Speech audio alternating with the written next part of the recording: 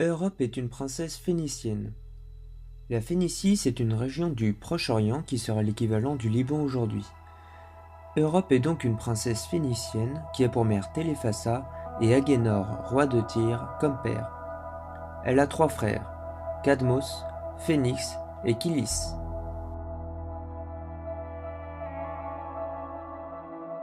Un beau matin, alors qu'Europe alla marcher et cueillir des fleurs avec ses suivantes en bord de mer, Zeus la remarqua et tomba amoureux d'elle.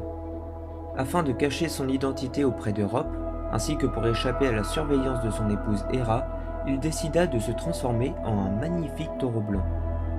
Il se mêla alors aux jeunes filles et se posa sur la plage. Les jeunes filles vinrent à lui pour le caresser. Europe fit de même, puis monta sur son dos.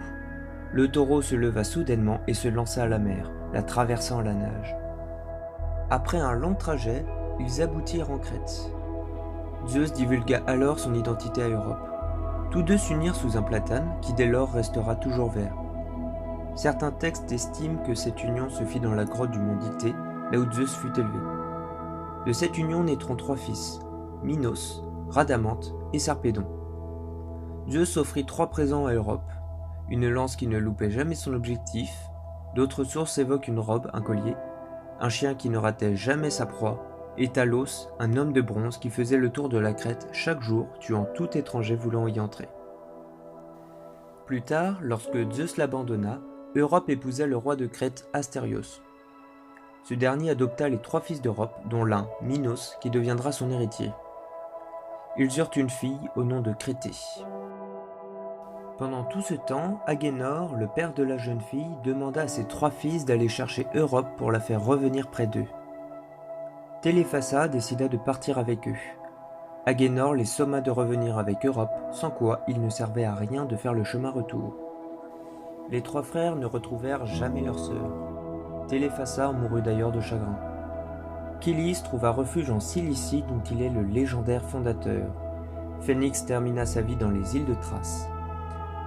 Cadmos, lui, continua son périple jusqu'en Grèce où il interrogea l'oracle de Delphes. Ce dernier lui conseilla de fonder une ville là où une génisse errante, qui lui montrerait le chemin, s'effondrerait de fatigue. Cadmos suivit ses conseils. Il alla jusqu'à offrir l'alphabet inventé par les Phéniciens aux Grecs afin de retrouver sa sœur.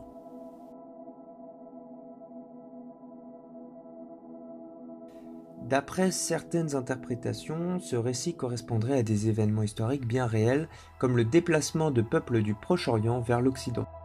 On donnera au continent le nom de la jeune princesse phénicienne. Le taureau, quant à lui, sera immortalisé dans les étoiles par la constellation du même nom. Pour la petite anecdote, la Grèce, au lancement de la monnaie euro, a choisi de marquer ce changement en posant sur la pièce un dessin à l'effigie de ce mythe.